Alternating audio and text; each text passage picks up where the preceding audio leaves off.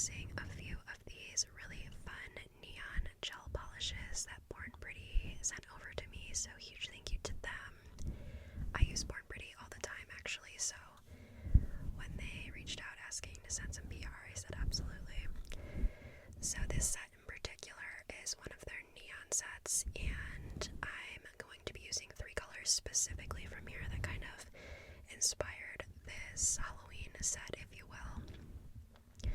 And I'm just going to show you what each of the colors look like in case you are interested in trying out Born Pretty yourself. They're super affordable, and I get most of my Born Pretty on Amazon, but they do have a website as well, so I'll link that down below if you're interested. Nothing is affiliated or sponsored or anything. I genuinely use Born Pretty, so figured I'd go ahead and show you. And something I love about neons is they're not just for summer. You can literally use them any time of year for anything, and I was particularly inspired by the neon green in here. I was like, that just screams Halloween, so I decided to go with the neon green, this purple right here, and then the orange that I showed you a little bit ago. And that was like the main inspo for this nail set. So I'm just showing you the 3 I selected, which were those 3 right there.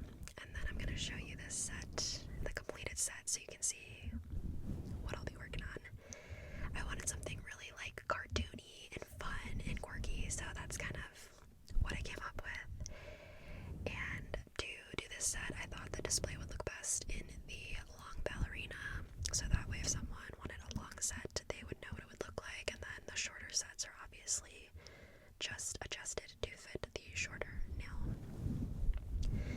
So I pretty much got all the prep out because you guys have seen me do that so many times, and I'm sure that's boring to watch me file anyways. So I just did the good old buffing on the nail surface, and then I'm taking the alcohol, as you can see here, and just wiping the surface clean, which also helps with adhesion of the gel. So now I'm going in with the first layer of the gels, and I wanted you to see the opacity of these. I wanted to basically mention that with neons, I'm not saying all, I'm saying most, they almost have a jelly-like consistency to them, but it's not quite a jelly, if that makes sense. Like, you can see through them, so you tend to need 2 or 3 coats for the most part.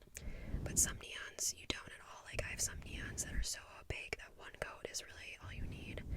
Like, this green is definitely more on the opaque side, but the reason why I wanted to mention that is because you have to be really careful to not get too streaky with your application, because that'll show if you aren't careful.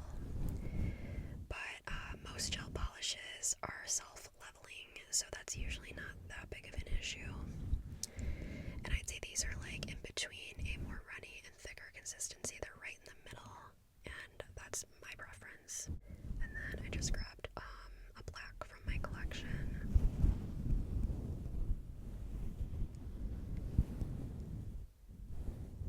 I will say I'm sort of aggravated with how this video turned out, but I'm not going to waste footage. I just won't do that. I've been having a hard time filming lately, and I don't know, I didn't want to throw the footage away, but it's not my best work. Let me just put that out there. The camera kept going off focus because I film with an actual like Canon camera, and the autofocus is so good on here that it's so sensitive. So if I'm zoomed in or at a weird angle, if my hand is more in frame than the nails are when I'm painting, for example, it's gonna focus on my hand, which it's just frustrating. But this was the only angle that I could film for this particular set where you could at least see what I'm doing, and I can see what I'm doing, which is super important when I'm painting nails.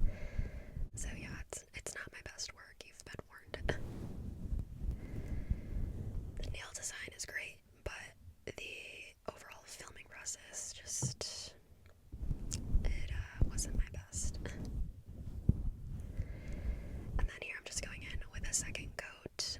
I thought I'd just keep this in because painting is super satisfying to watch, at least for me, so I'm sure other people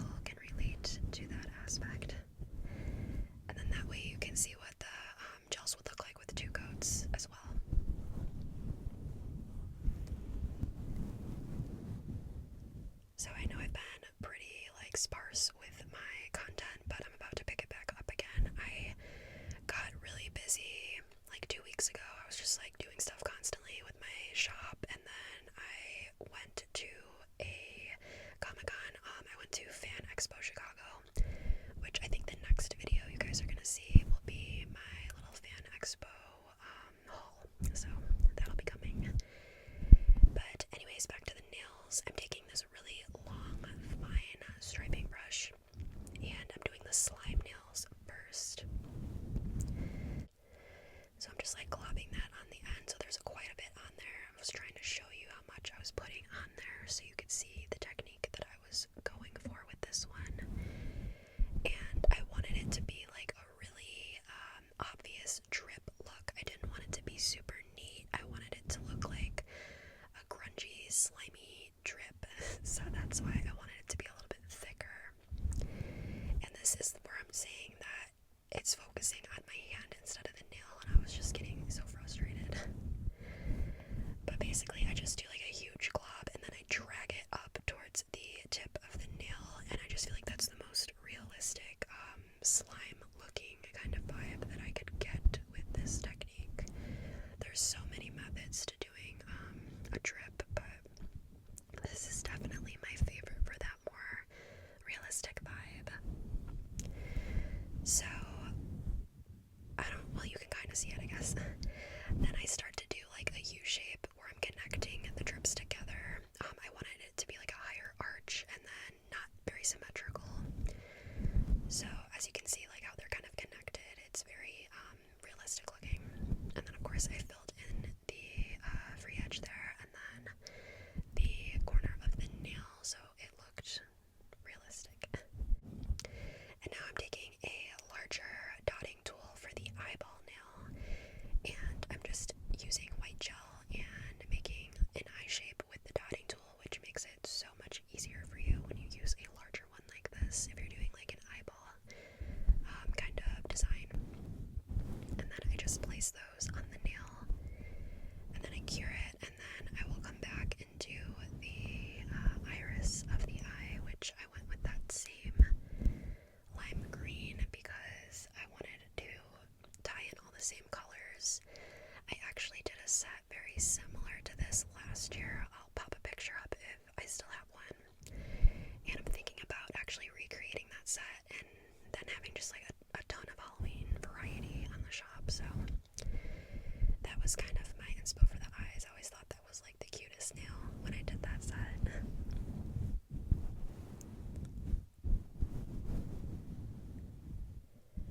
Okay, and then I'm just taking the tiniest dotting tool I have and putting little black pupils on the green portion of the gel. And then that one is good to go. Next we got the little Frankie nail, which I love this one. Again, very similar to one I've done before. But here I'm just doing very sharp diagonal like triangle shapes, and I'm making his little hairline here. I was just feeling like I wanted it to be very cartoon-esque and just cute, not creepy or grungy or anything. I just wanted it to be cutesy. So that's why I kind of exaggerated the face and stuff with this one. I love cartoon looking nails. I think they're so fun, especially for like a holiday and something fun like Halloween. See what I mean? How it's focusing on my fingers because it's taking up a larger margin of the lens versus like the nail, which is smaller and harder for it to focus on. But that's my bad because that's the angle that I decided to film in. I switched up my normal nail filming angle. So like I said, because this is such a fine detail nail design, I couldn't film it the other way because I needed full like field of vision with my eyes to actually see what I was doing. But anyways, I did the mouth off camera because that swirl was something that I just could not keep in frame. And then as you saw, I did the dots for the eyes, same method as the eyeball nail. And then I did his little Frankenstein stitches up there by the eye on the forehead area.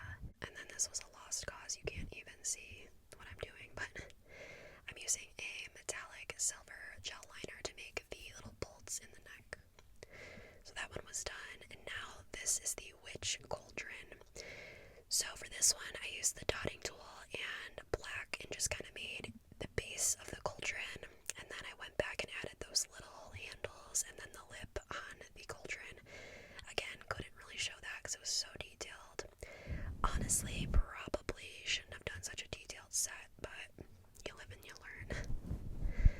So here is my favorite method for encapsulating sequins. I first put a layer of base coat, and then I place on my sequins, and then I can move them around, adjust them to where I need them to be. And obviously I wanted a bubbling, cartoony cauldron, so I went with these really cool green, purple, duochromatic sequins, and I just put them staggered in different sizes up from the cauldron towards the tip of the nail. And then I go ahead and cure that, and then I go back in with the base coat just on the sequins, and that's how I encapsulate my sequins. So when I go ahead and put the top coat on, you will not see the sequins popping through and having that almost exposed look, so they're fully encapsulated. That's like my best tip for doing that. Okay, so now we are going to do the thumb, and I wanted a spider web design with an actual rhinestone spider web. I love the rhinestone spider web look. And I did the whole web off camera because that, oh my gosh, that requires a very steady hand, and doing it at this angle was not going to happen.